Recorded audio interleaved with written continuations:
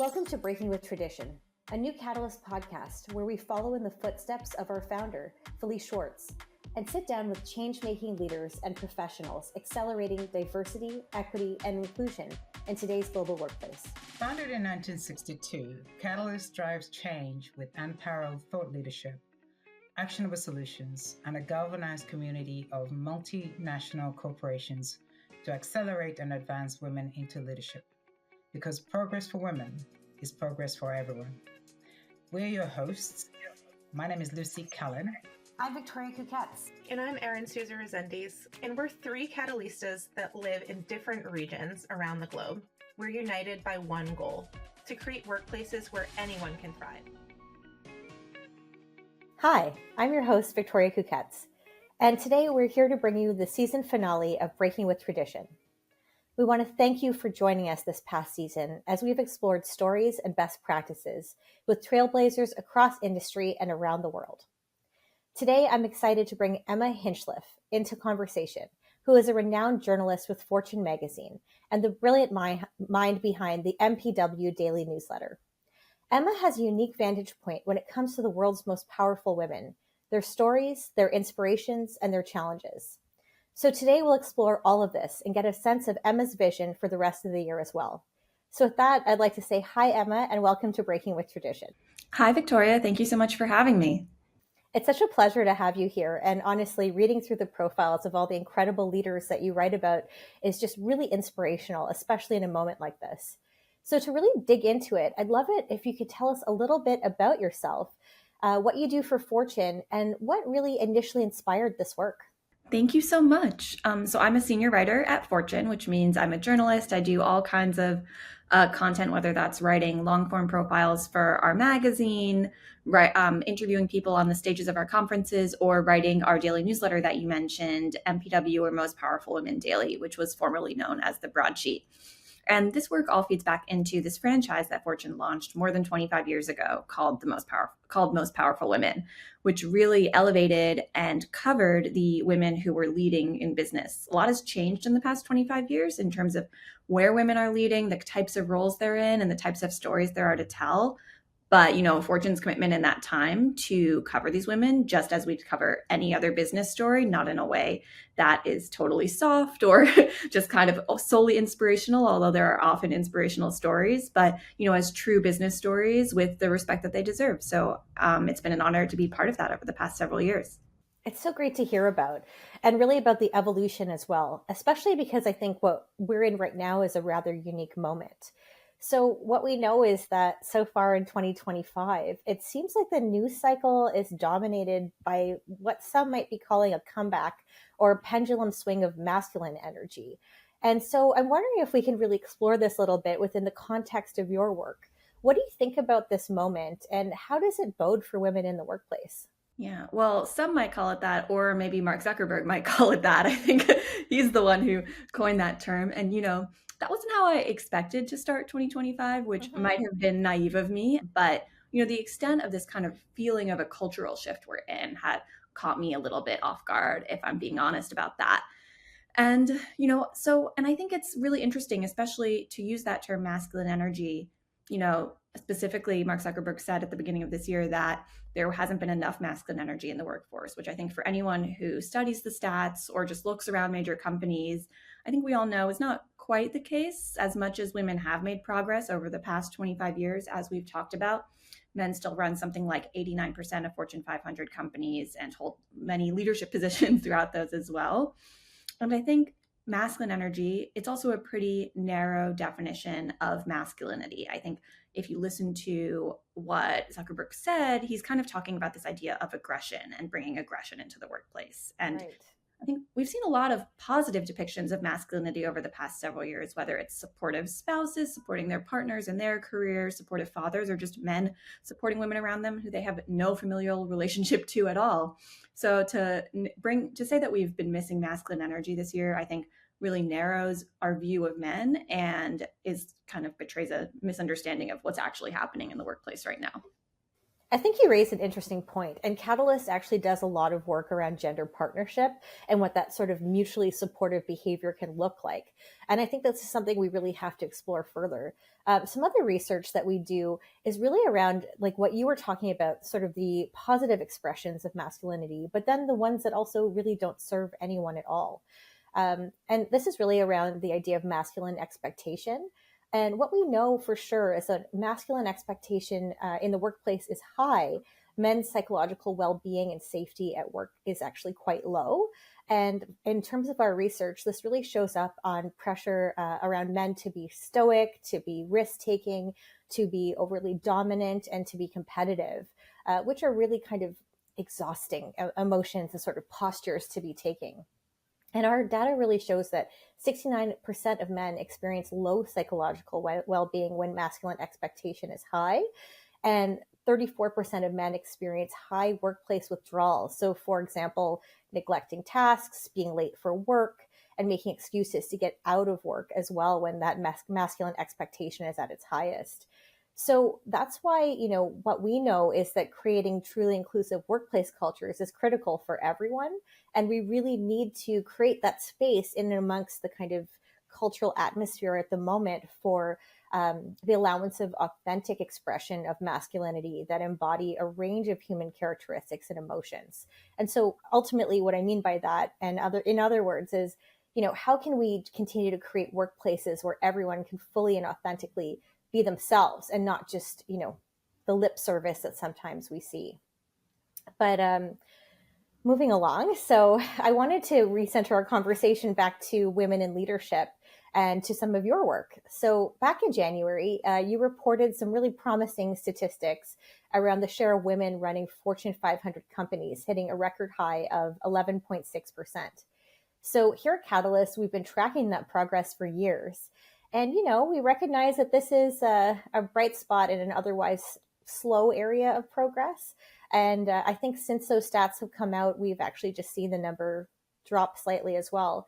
So I'm just wondering, do you think that we'll continue to see this trend rise this year, or what are you projecting for the year ahead?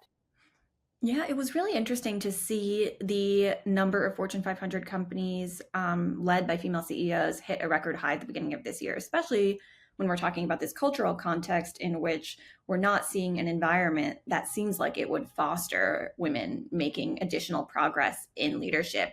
But I think when you look at the numbers, some of this kind of seems to be a fluke. As you mentioned, some of the numbers are down, and we knew that when we reported that stat. For instance, a few Fortune 500 CEOs were still in their positions at the beginning of this year, but had already announced their retirements. And so we knew that that number was going to go down. There were a few surprise new CEOs like Kecia Steelman, who became the CEO of Ulta Beauty at the beginning of this year. But ultimately, I think 11.6% is still pretty close to this 10% hurdle that we've been stuck at over the past several years. And it doesn't seem that there's been really any significant change that means that we would, keep zooming on past this 11.6%. I don't see us getting close to 20% or 30%, which I think is a benchmark a lot of people are looking at anytime in the near future. And especially if we return to the conversation about the state of DEI right now, some of these efforts that have really been key to promoting that next generation of leaders and making sure that they are ready for those top jobs, some of those seem in jeopardy at the moment. So it doesn't seem especially promising for making progress on that number. I think that you're right to sort of indicate that the cultural environment does seemingly make it more difficult for us to advance those numbers. But I also see a lot of opportunity in your newsletter and in some of the profiles that you put forward. I particularly appreciated that 2025 was maybe a year where women in operations could rise. And I also think the piece that you wrote about women in sports equity is particularly interesting too. And so I'm wondering if you can tell us a little bit about some of these more positive trends and where you do see opportunity. Yeah, well, sports has been a really interesting place over the past few years, I think, because as a lot of folks have pointed out, while the legal landscape has changed, the research around what consumers want has not changed. And so when you look at the sports space, you're really talking about sponsors, brands, advertisers that are trying to reach the sports fan and the sports consumer.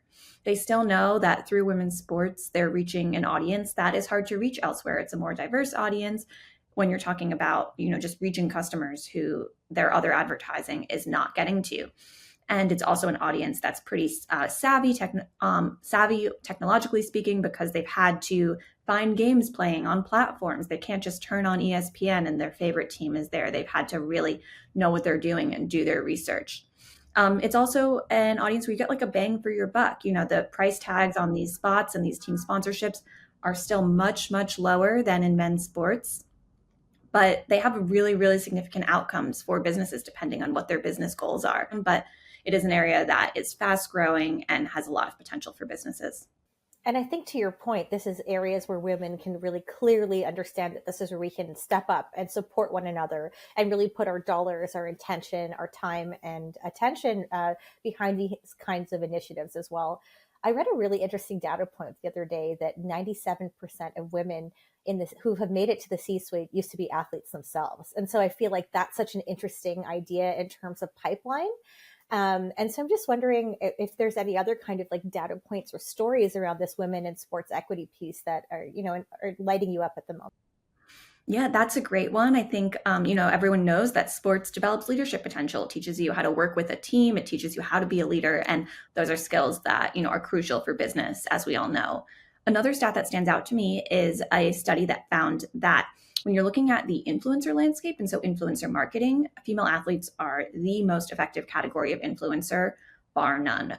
They move product like no one else. Their fans are really, really devoted to them and are more likely to trust them and listen to what they say, as opposed to a general lifestyle influencer or a male athlete.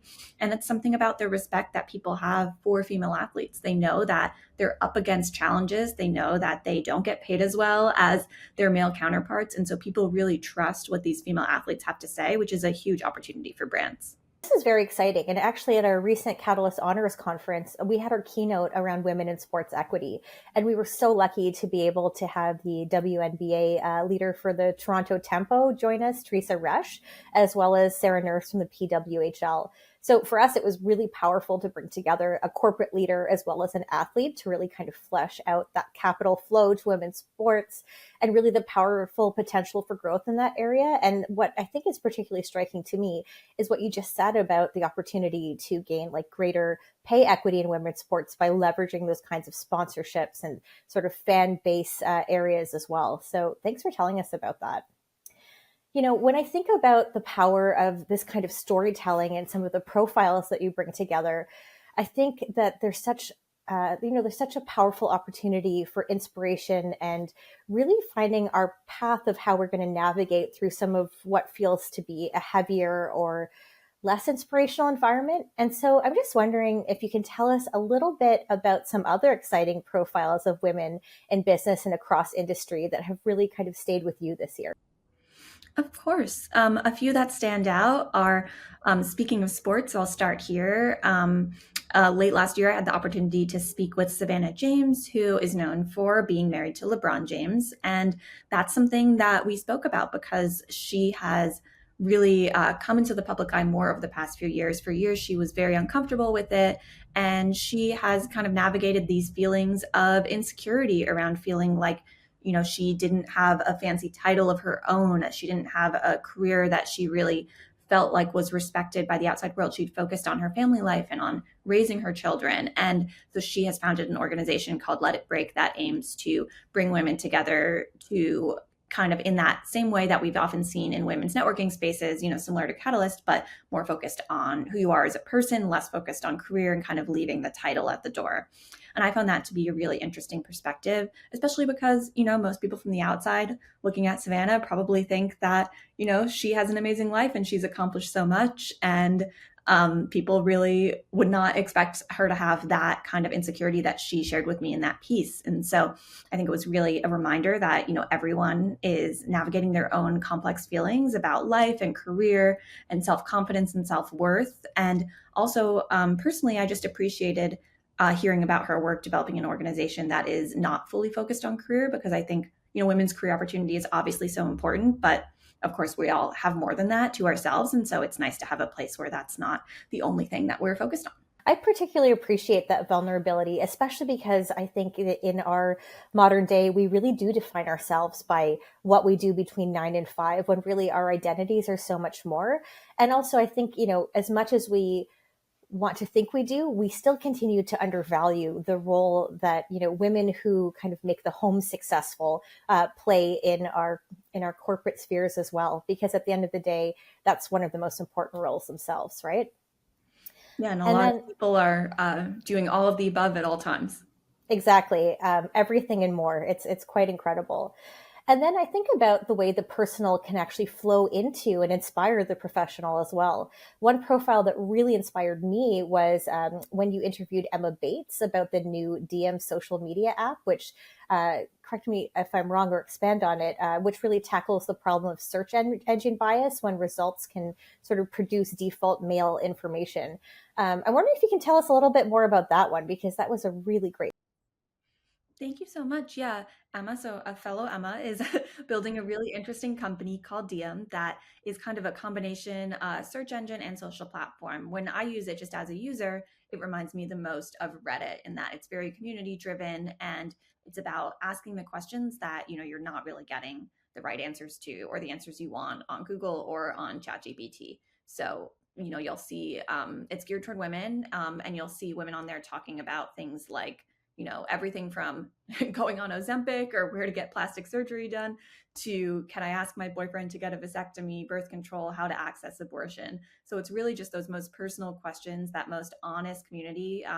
The founder, Emma, kind of describes it as bringing your group chat onto a social platform. And I think it has become even more relevant in this moment when we're seeing social platforms make changes in this new political era. We're seeing platforms adjust their free speech policies. We're seeing worries about user data and as related to criminalization of abortion and all of these kinds of things. And so to have a platform out there that's obviously still much, much smaller than your mainstream social platforms, but is being built with an eye toward preserving privacy and ensuring that there is a safe space on the internet for women, no matter what happens with all of these mainstream platforms that are kind of caught up in the political winds, is definitely really powerful. Yeah, I think it's absolutely pivotal to be able to make and model a safe space on the internet. That seems to be few and far between. So I'm really excited for our audience to be able to check that out some more. Okay, so Emma, my final question for you today is really around our culture here at Catalyst. And, our podcast is called Breaking with Tradition, which is a nod to our founder, Felice Schwartz, who was a non-traditionalist who found this organization, just one woman at a desk advocating for, better careers and better futures for women. So I'm wondering if you can tell us about a moment when you broke with tradition at work. Yeah, reflecting on this question, I think there are all kinds of little moments, but the one that stands out to me is not something that I did personally, but something that happened before I arrived at Fortune, which was when this media organization launched the Most Powerful Women franchise, which was in the mid 90s. And, I think now we look around and there are so many organizations devoted to supporting women in all kinds of ways. But especially in the business landscape, this was not common at the time. When Fortune made the first Most Powerful Women list, there were only 2 CEOs on it because there were only 2 female CEOs running businesses that were relevant to Fortune at the time. And so it really shook things up. My former colleague, Patty Sellers, is known as the founder of the Most Powerful Women community. And she and our other colleagues at Fortune really took a bold leap and broke with tradition to say that women in business is something we need to be paying attention to. And they clearly kicked off this marketplace. There's now so many other organizations out there that are conveners and, that cover women in business. And, that is all thanks to the work they did in the 90s. That is so powerful to hear and to really show that though we sometimes think progress is slow and really, really difficult, that it really can start with 1 or 2 people and become this global groundswell. So thank you for such a great discussion today and for coming on the show with us. And also, I want to thank our listeners for tuning in to Breaking with Tradition, this first season that we've had, and that we'll see you in the next one. So on behalf of myself, my co-hosts, Erin and Lucy, and the rest of the Catalyst team, I want to say thank you to Emma. I want to say thank you to our amazing listeners and for this really amazing first season we've had. And honestly, we can't wait until the next one. Thank you for having me. If you like what you heard today, be sure to subscribe to our podcast wherever you listen. Watch on YouTube or find us on catalyst.org /podcast.